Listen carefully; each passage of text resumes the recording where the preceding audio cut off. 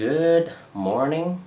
It's August 27th, 2021, and if you can believe it, it's a Friday once again.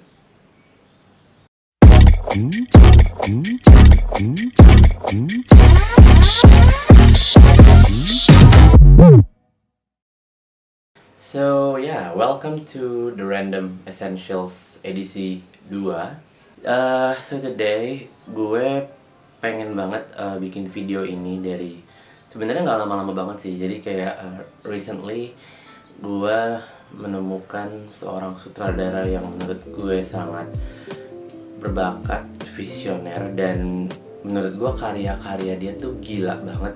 Dan I wanna make this video dedicated to him gitu. Jadi kayak gue udah nonton beberapa karyanya, bisa dibilang semua film panjangnya, dan ada satu series dia yang fenomenal banget. So yeah, I want to make a video of David Lynch ranked.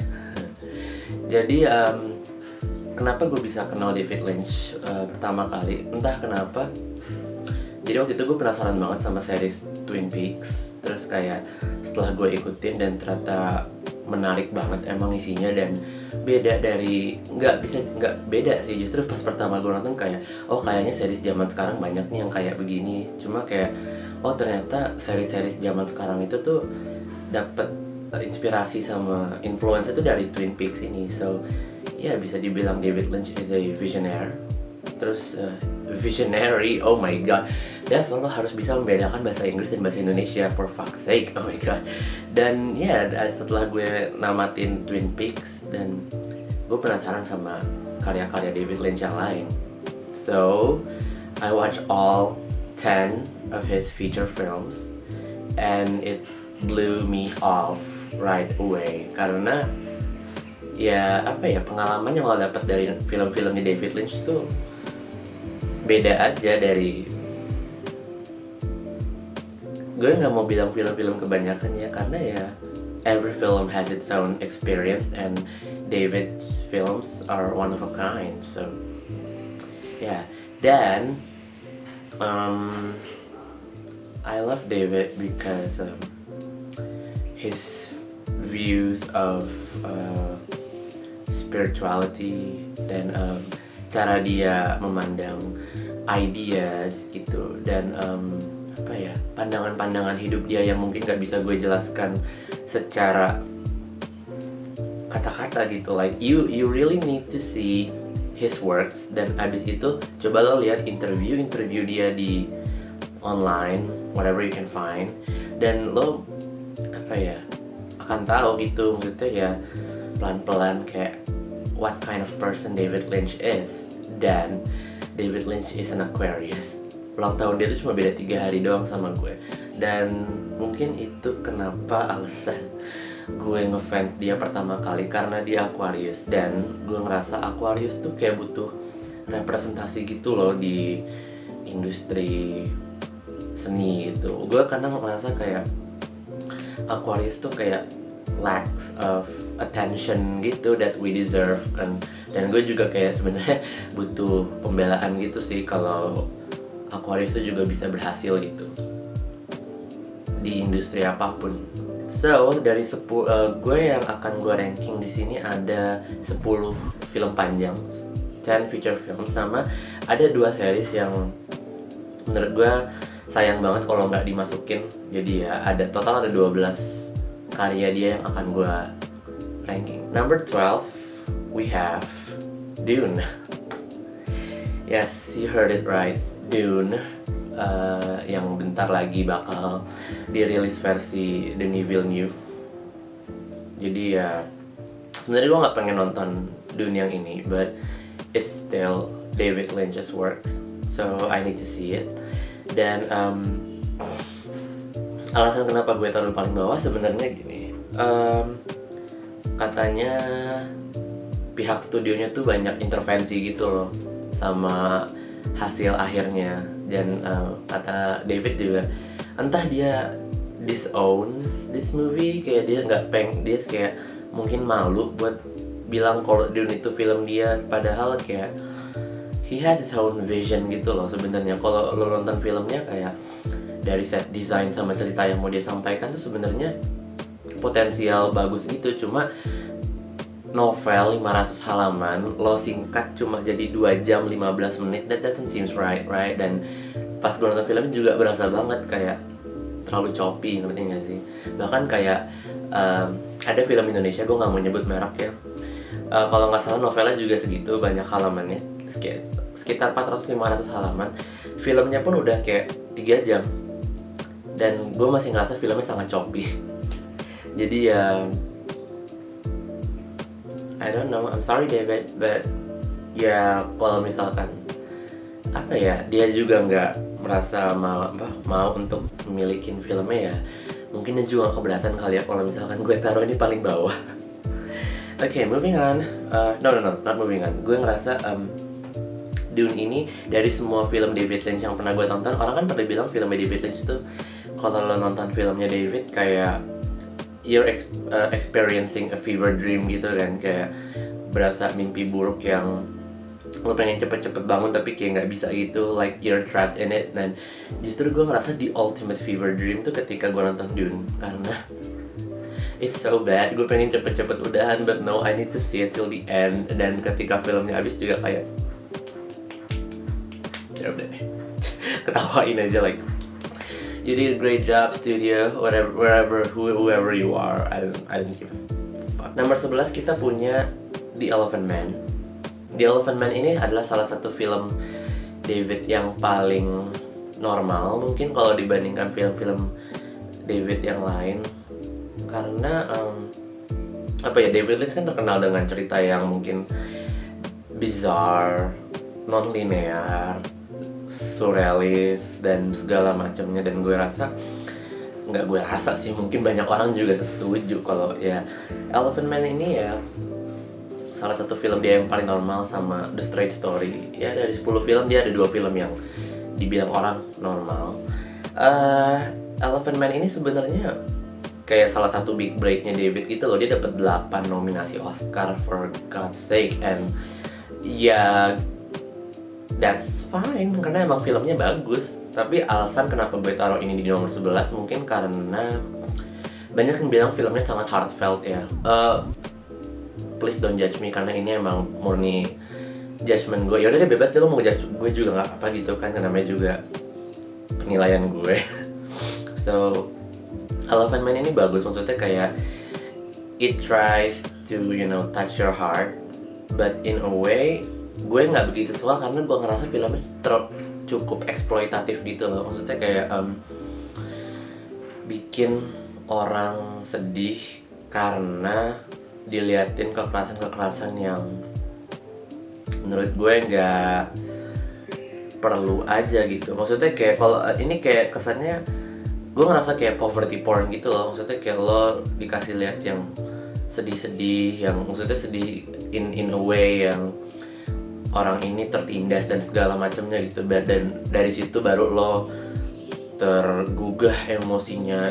I don't really like it. Maksudnya kayak lo bisa sedih dengan cara lain gitu. Dan pas gue tahu ternyata ide ceritanya bukan dari David sendiri juga mungkin ya make sense because it's not David's story. Maksudnya ya well, David was hired to do this project and turns out to be pretty good, but gue nggak begitu suka walaupun it's a decent movie, but still it's just too exploitative for me. Kalau misalkan lo mau nonton dramanya David, film tanda kutip normal David yang lebih bagus, gue lebih nyaranin Straight Story sih. So di nomor 10 ada Lost Highway. Jadi kenapa Lost Highway ini gue taruh di lumayan bawah, walaupun kata orang kayaknya it's a quite a cult classic untuk beberapa fans Lynch dan banyak yang bilang cukup underrated juga. I don't know if it's underrated or not, but still if you're a Lynch fan, you need to see this. Karena Lost Highway ini kayak muncul di fase ketika Lynch tuh kayak bener-bener pengen megang the whole creative control of his work gitu loh. Dan Dan ini tuh kayaknya mungkin salah satu karya Lynch yang mulai nyentuh-nyentuh non-linear naratif dan cukup banyak unsur surrealismnya juga gitu loh. Maksudnya yang mirip-mirip mulai ngarah ke kayak Mulholland Drive dan Inland Empire gitu loh. In a way, gue justru suka sih karya-karya Lynch yang mulai abstrak, mulai ya gitu, nggak non-linear gitu loh. But in a way, Lost Highway ini kayak masih berasa sangat meraba-raba gitu loh. Dan gue justru nggak begitu ngerasa kayak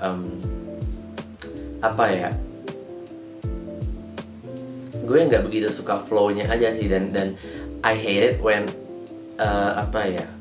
filmnya tuh kayak bukan dalam artian bikin bingung, karena kayak ya nonton Lynch gue tuh lebih ke yang bener-bener gue dapet saran kalau misalkan lo nonton David Lynch kayak you just go with the flow. Dan kalau gue sih kuncinya kayak you need to know what kind of surface you're grasping on gitu loh. Misalkan lo tahu filmnya kayak begitu, ya lo bakal enak ngikutinnya gitu. Sementara dengan Lost Highway, gue masih ngerasa kayak entah Lynch yang masih meraba-raba waktu bikin film ini, gue sebagai penonton pun juga masih sangat meraba-raba gitu loh.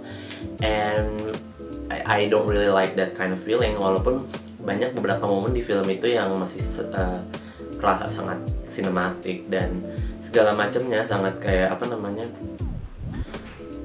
enak buat dipikirin juga gitu loh. So yeah, that's why I put it on number 10. Tapi ya, that's a good start for Lynch untuk memulai film-film yang cukup abstrak gitu loh setelah Lost Highway gitu loh. Number 9 we have Eraserhead.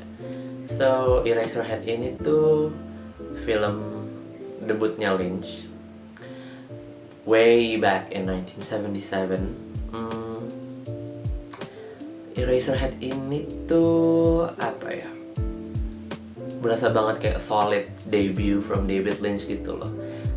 You got your body horror, you got your dream sequence dan segala macamnya yang mungkin mendefine David Lynch ke depannya sebagai filmmaker kayak apa.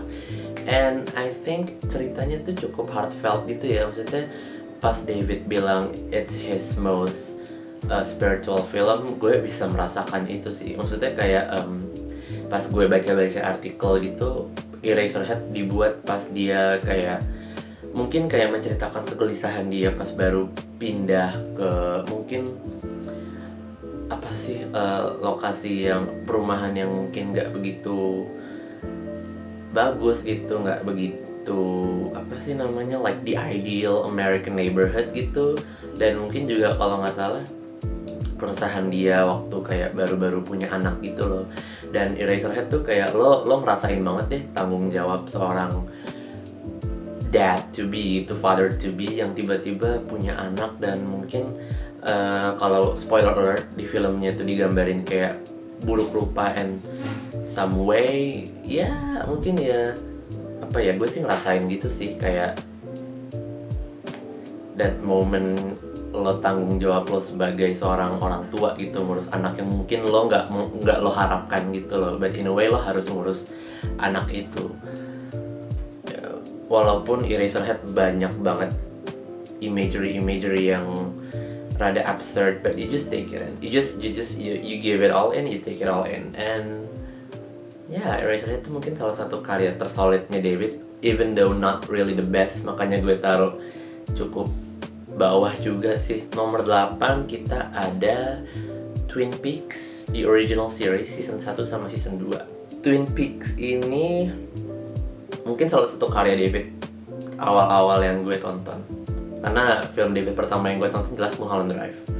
Dan hampir setahun kemudian gue nyentuh Twin Peaks, dan dengan image David yang gue tahu, orang yang mungkin terkenal karena surrealismnya, dan pas gue nonton Twin Peaks I didn't get much amount of surrealism, but instead I found a genre fusion which I love so much. Kayak genre apa aja ada di Twin Peaks itu dan gue kagum gitu. Like this guy is a visionary bareng Mark Frost tentunya, dan apa ya, karakternya itu loh, sebanyak itu karakternya, dan it's all well written, semuanya memorable, dan justru itu sih yang bikin Twin Peaks sangat asik untuk diikuti. Maksudnya original series ya, maksudnya ya gitu, karakternya asik, dinamikanya asik, jadi kayak lo kasih konflik apapun kepada karakter-karakter ini, kayak lo bakal enjoy aja, lo bakal rooting for them no matter happens gitu loh. Bahkan kayak villain-villainnya juga asik sih, kecuali pas season 2. Makanya kenapa gue taruh ini agak bawah, karena season 2 nya itu, maksudnya season 2 setengah hampir ke belakang tuh sinetron banget isinya. Maksudnya kayak gue baca ternyata studio eksekutifnya tuh kayak maksain banget untuk Lynch nge-reveal siapa pembunuh Laura Palmer. Dan bener sih di-reveal pembunuhnya siapa, but emang ya setelah itu get downhill banget, jatuh banget seriesnya. Kayak aduh, banyak subplot yang gak penting, tiba-tiba kok jadi menye-menye banget. Kayak sayangnya gini, di season 1 tuh dia kayak entah satir, entah ngekritik kayak sinetron-ish, soap opera gitu loh. Maksudnya kayak ceritanya mereka di season 1 ada karakter-karakternya ini, mereka nonton sebuah soap opera, dan ternyata di kehidupan nyatanya mereka juga acting ala-ala ketika seakan-akan mereka di soap opera gitu. Tapi kalau season 2 tuh kayak ya udah, like this is the soap opera you get gitu. Kita sebagai penonton nonton soap opera which is Twin Peaks, dan gue sangat menyayangkan itu sih, because the series like has such a great start, but kenapa di season 2 aja dia begitu. Untung kayak untuk season finalenya kayak Lynch balik lagi, dan kayak dia kayak ngebenerin beberapa hal yang udah kayak dibelokin ngawur banget sama penulis-penulis lainnya for the finale, and we get one of the most creepiest TV episode ever gitu. Karena season finalenya season 2 tuh kayak creepy, cukup anjing, dan yeah, it's quite different than any TV episodes you ever seen. Nomor 7 we have Blue Velvet. Blue Velvet itu apa ya? Gue suka the whole universe of it gitu loh. Gue suka tentang ternyata di balik suburban town yang kesannya peaceful, the typical American neighborhood, ternyata ada sesuatu yang sangat insidious di baliknya gitu loh. Dan mungkin Blue Velvet itu salah satu apa ya, film yang mencerminkan the whole apa ya, nggak the whole sih, tapi lebih kayak David Lynch tuh punya satu tujuan ini, punya satu tema ini yang gue rasa pengen diagendakan di hampir seluruh karyanya, bahwa di dunia ini tuh ada good versus evil, dan in a way kayak apa ya, good tuh ya jelas dia pengen good menang, tapi nggak harus yang selamanya the good forces itu menang gitu. Nggak harus yang kayak pintu hidayah di mana yang jahat itu pasti kena karma dan segala macam. In a way, karena evil and good itu selalu hidup berdampingan, dan apa ya, misalkan yang satu menang, yang satu lagi akan mencari jalannya untuk muncul lagi ke dunia gitu. Dan gue rasa David Lynch mulai membawa tema ini dari Blue Velvet gitu kan karena it's from the 80s gitu kan, dan baru dia coba munculin, oh enggak, no, I just realized dia ternyata mulai kayak gitu dari Elephant Man mungkin ya, terus ke Blue Velvet, terus yang paling ketara tuh di Twin Peaks dan Twin Peaks The Return. Oke, video ini mulai ngawur, whatever. Tapi ya intinya gitu, satu tema itu yang mungkin David ingin bawakan di hampir seluruh karyanya. Dan ya Blue Velvet tuh kayak nyeritain gitu. Jadi Blue Velvet tuh nyeritain tentang Kyle MacLachlan, seorang mahasiswa yang tinggal di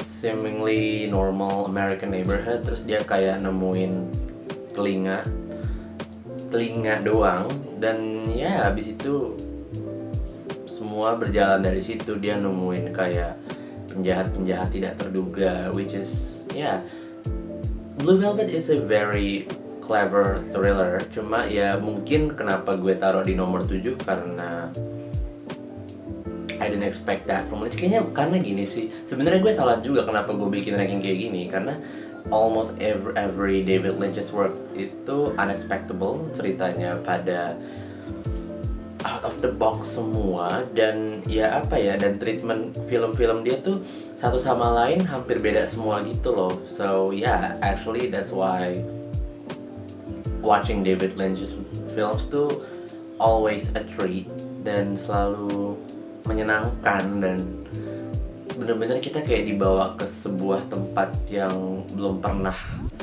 mungkin pernah, but it's just deep down under your conscious gitu loh, under our consciousness. Jadi kayak somehow similar but somehow very out of this world. That's why I love David Lynch's work so much gitu loh. Number 6 we have The Straight Story. Jadi The Straight Story ini adalah salah satu film David Lynch yang paling normal bersama Elephant Man. Dan kalau kalian belum tahu, Straight Story ini didistribusikan sama Disney.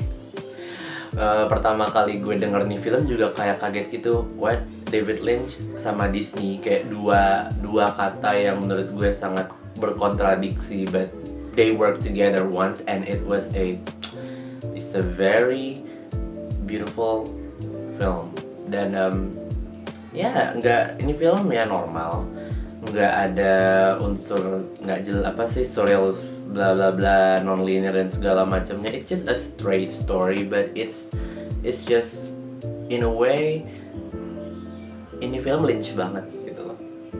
Kayak di saat yang bersamaan ini kayak nggak ada unsur Lynch yang nggak biasa kita lihat di film-film dia sebelumnya, tapi di saat yang bersamaan juga ini film David Lynch banget karena it's just portrayed beautifully by the late Richard Farnsworth, dan ceritanya juga kayak seperti yang gue bilang sebelumnya, the whole theme of good versus evil di film ini, without the evil, it's just the goodness berhasil dia bawakan gitu loh, in a very flawless way. Gue berani ngasih, kalau lo lihat Letterboxd, gue berani ngasih film ini rating bintang 5 gitu loh, karena saking it's just so poetic and so beautiful gitu loh. I mean like gue nggak bisa bilang banyak macam-macam lah buat film ini, because it's just so flawless, it's just so beautiful. You really need to see it to experience it. Mungkin kayaknya beberapa film David Lynch emang gue cukup bilang kayak gitu ya, you just need to experience it secara langsung gitu. Lo harus lihat, lo harus tonton. Kayak gue ngomong kayak gini juga, lo tuh nggak bakal mungkin dapat the whole essence of Lynchian tuh kayak gimana. Lo harus nonton film-filmnya David Lynch gitu. Oh my god, I love this guy so much. Bingung gue ngejelasinnya kayak gimana. Oh my god, but I just love the guy. I guess I love his works. I love everything about him. Okay, moving on. Number 5 we have It's Mulholland Drive, film yang banyak orang bilang sebagai film terbaik David Lynch atau kayak the best film of all time. Maksudnya kayak salah satu film 21st century, the best movie of 21st century. Yeah, it's good, it's great, it's amazing, it's iconic, I must admit. Tapi mungkin karena gini, gue nonton Mulholland Drive itu kayak not in part of my David Lynch marathon selama 3 bulan terakhir. Jadi gue nonton Mulholland Drive tuh September 2020, itu udah lama banget. Sedangkan gue baru mulai nonton Twin Peaks aja tuh Mei 2021. Dan ya lo bisa ngeliat gapnya betapa jauh gitu kan. Dan gue nonton Mulholland Drive tuh karena kayak iseng-iseng, dan ya gitu lah, gue pengen tahu apa sih film-film surrealist tuh kayak gimana. Dia mengkritik banyak hal gitu, termasuk kayak how Hollywood industry works, dan gue suka banget gimana cara David mengkritisi itu semua gitu in a very beautiful film gitu. Dan apa ya, maksudnya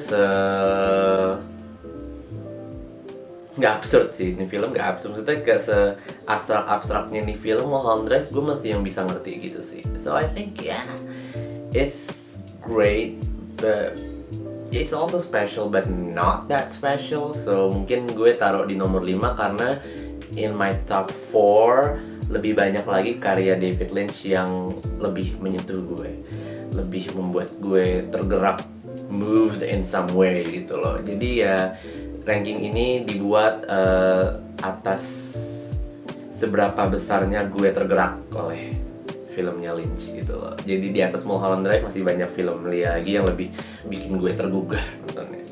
Lebih gue berapi-api, menggebu-gebu gitu. Mulholland Drive is still a good movie, but not that, make me move so much gitu loh. So yeah, nomor 4 kita ada Twin Peaks The Return. Karena settingnya udah 25 tahun kemudian setelah Twin Peaks The Original Series, jadi gue ngerasanya kayak this is a totally different show. Dan bahkan gue ngerasa Twin Peaks The Return ini bukan TV series, itu film durasi 18 jam yang lo potong-potong jadi 18 bagian. Karena secara struktur pun ini film banget, bukan struktur series. Kayak ya berasa lah teknik penulisan series dan film tuh kayak, dan di Twin Peaks The Return ini berasa banget ini tuh film banget. Dan karena kayaknya ini Twin Peaks The Return tuh kayak karya panjang David Lynch paling terbaru ya, karena sampai sekarang dia belum bikin film panjang lagi. Damn it, God, please let David Lynch do more feature films. We need to see it gitu. Generasi seperti gue need to see David's work gitu loh. Dan ini tuh kayak masterpiece banget gitu loh. Lo selama 18 part dikasih apa sih, kayak the truly David Lynch vision of art. Gue pun nggak bisa menjelaskan cerita Twin Peaks The Return itu tentang apa. Maksudnya kayak the whole essence of good versus evil jelas lo dapet di sini. The whole abstract thing of surrealism and deep conscious mind lo juga dapet di Twin Peaks The Return. Itu kayak the whole epitome of David Lynch's work lo dapet di situ gitu loh. Dan gue yakin lo nggak mungkin nggak puas in a way, because kalau lo suka David Lynch lo bakal suka banget Twin Peaks The Return, even better than the original series gitu loh. Maksudnya kayak ada beberapa, gue liat komen sih ada beberapa yang kayak kok kayak porsi Dale Coopernya cuma dikit nih, kok kayak beda banget sih sama series original Twin Peaks-nya, because in a way it is. Dia tuh kayak nggak mau kembali ke the nostalgia trope gitu loh. Because this Return series ini bukan kayak bukan membangkitkan nostalgia, because it is really something new, it is brand new, dan kayak dunia harus tahu David Lynch tuh kayak gini gitu. Because he's in full control, dia ngedirect semua 18 part, dia yang ngedirect dan menulis juga berdua sama Mark Frost. Dan walaupun gue ngerasa kayak 80% ini Lynch banget gitu, dan yeah, you need to see it, you need to experience it to grasp the whole essence of it. So that's Twin Peaks The Return. And number 3 we have Inland Empire. Jadi Inland Empire ini technically adalah film panjang terkini yang David bikin. Gue nggak mau bilang terakhir karena gue yakin David pasti bakal bikin feature film lainnya. Dan please God, I beg you, please let him make another feature film. Dan Inland Empire ini dirilis 2006, belum main lama kan. Dan ini film tuh gila banget gitu loh. Kalau gue pakai kata-kata yang simple, nggak yang terlalu ilmiah dan segala macam, karena gue juga jarang baca-baca kan, jadi so yeah, just consider me a dumb person, but kebetulan suka banget sama karya-karyanya David Lynch, which is butuh pemahaman lebih, but whatever. Dan Inland Empire ini durasinya udah 3 jam, dan di shotnya tuh dia nggak pakai kamera celluloid, tapi dia tuh kayak pakai kamera DV gitu loh, kamera nggak HD. dan kayak lo berasa banget kayak berasa home video-esque gitu loh ketika lo nonton. Dan filmnya tuh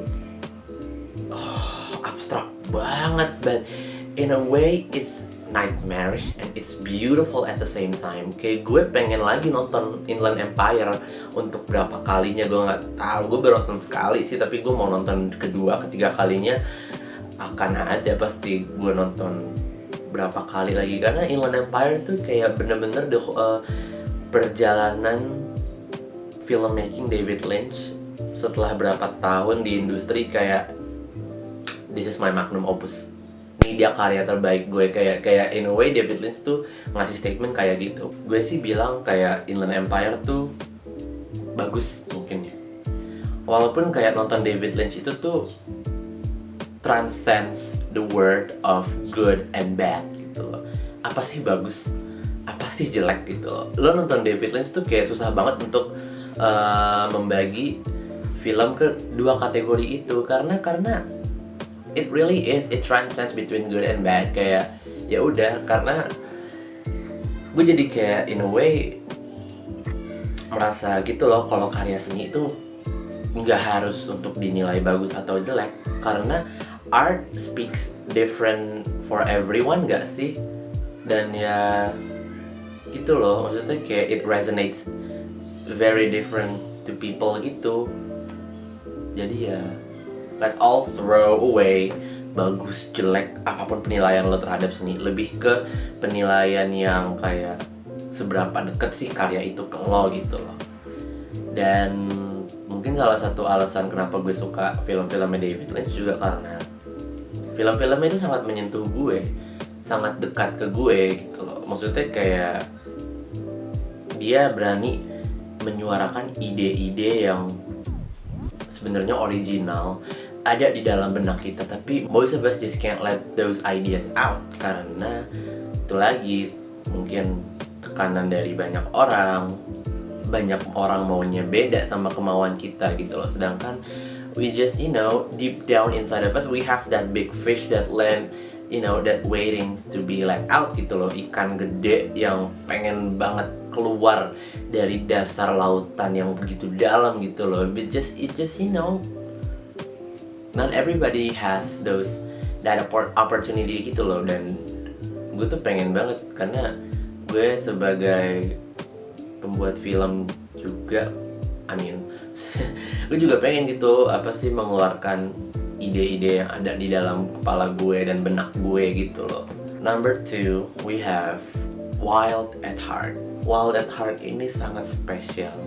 Di film itu tuh kayak David ngereferensiin Wizard of Oz banyak banget, dikit-dikit kayak nyebut ya The Red Slipper, The Yellow Brick Road, The Ruby Castle, dan segala macamnya. Dan selain Wizard of Oz juga kayak ya sekali lagi the whole good versus evil dibawa lagi di situ dalam bentuk cerita yang apa sih bayangan kalian ketika ngelihat orang yang in a way karakter Lula sama Sailor di Wild at Heart ini kan kesannya kayak nggak society rejects gitu sih, tapi mereka lebih kayak yang sangat rebel. They love to make love, dalam artian kayak society kita tuh kan belum menerima kayak yang namanya make love itu sebagai sesuatu yang sangat lazim dilakukan gitu. Lebih kayak sesuatu yang orang tanda kutip nakal gitu yang berani melakukan itu. Sedangkan kayak Sailor and Lula do it all the time. Tapi in a way mereka masih sangat innocent gitu loh. Dan ketika karakter Willem Dafoe muncul, si Bobby Peru ini kayak the whole innocence is ruptured. Dan gue ngerasa kayak David di situ tuh kayak mau bikin statement gitu loh. Maksudnya kayak if you're smoking, if you in a way have sex, that's not a bad thing. Maksudnya kayak selama lo tidak merugikan masyarakat, that's supposedly not a bad thing gitu loh. Tapi kayak banyak banget orang-orang di sekitar lo yang berusaha menghancurkan lo gitu loh. Maksudnya there's a lot. Maksudnya kalau kita ambil analoginya kayak there's a lot, seperti yang gue bilang tadi, ketika forces of good berjaya gitu, di atas, kayak banyak banget forces of evil yang pelan-pelan akan naik dan berusaha menghancurkan forces of good itu. Dan mungkin Wild at Heart tuh kembali lagi kayak seperti itu gitu loh. Banyak sih film David yang sebenarnya ngangkat the whole essence of good versus evil kayak gitu, cuma caranya yang beda-beda. Dan Wild at Heart ini salah satu film yang asik banget, musiknya keren-keren, filmnya stylish, and it even won the Palme d'Or di Cannes tahun 1990. I mean like, well, the jury did the right thing, I think. Because yeah, that film is so good, dan sekali lagi itu film bikin gue tergugah banget nontonnya, bikin gue merasakan berapa emosi sekaligus gitu loh. Termasuk Inland Empire juga. Di nomor 1 tuh ada Twin Peaks Fire Walk With Me. Jadi kayaknya film-film top 3 gue bisa dibilang bagi beberapa orang tuh ada di level tengah-tengah. Nggak yang kayak top tier list gitu, tapi bagi gue 3 film ini adalah film yang sangat resonates to me. Maksudnya terus juga beberapa juga tema yang dibawakan tuh konsisten gitu, kayak this is like what David Lynch wants on his films, terus kayak what David Lynch wants to say to the world, termasuk Fire Walk With Me ini. Dan nontonnya bikin gue sangat tergugah secara emosi gitu loh. Fire Walk With Me ini bener-bener nyeritain tentang the last 7 days of Laura Palmer, yang jelas-jelas she's the epitome of good, tapi kayak kembali lagi banyak evil yang berusaha menyerang dia gitu loh, sampai akhirnya she's dead because of her own will gitu loh, karena dia nggak mau kejahatan menang di dunia ini gitu. Gue tuh kayak sedih banget sih kalau misalkan dengerin gue ngomong soal kejahatan dan kebaikan gitu, seakan-akan gue nggak mau menceramahi gitu sih. I mean like, tapi gue kayak langsung ngerasa sendiri kayak gue ngomong sepanjang ini kayak gue berasa ceramah juga ujung-ujungnya. Whatever, I don't. So yeah, so Fire Walk With Me tuh kayak bener-bener di epitome, nggak di epitome, kayaknya ya bener top 3 film yang gue sebut itu tuh bener-bener di epitome of David Lynch gitu loh, of good, evil, a bit of surrealism, dan banyak unsur-unsur yang ingin Lynch utarakan lewat film, lewat moving image gitu. Entah cara dia menggali ide, pandangan spiritual dia, dan yang dia mau kritik terhadap sistem yang kita jalanin sekarang. So that's basically my top 12. Banyak sih alasan kenapa gue bisa suka sama David Lynch. Kayaknya kurang lebih itu sih. Dan gue berharap bisa suatu hari ketemu sama David dan ngobrol langsung gitu tentang pandangan dia terhadap dunia, masyarakat, atau sosial politik kultural, ya whatever you say it gitu loh. Gue pengen banget ngobrol sama David tentang itu. Sesama Aquarius, we need to stick with each other, right? Ngarep banget ya gue. Okay, so yeah, so thank you for watching. So if you want to see more of me reviewing films, please check out my Letterboxd account. Lo nggak harus bikin akun kalau cuma mau lihat-lihat, but if you have an account, please care to follow me, and I followed you. Tenang aja. Dan yeah, thank you for watching. And if you like this video, please like. And if you wanna share your opinion, just comment below. Atau kalau misalkan lo ngerasa orang Indonesia, atau ya karena gue ngomong pakai bahasa Indonesia sekarang, butuh nonton film David Lynch, just share this video to your friend through your social media account. And if you like it, please give me a subscribe. And thank you for watching. Bye bye, and I'll see you in the next Random Essentials videos. Have a great day.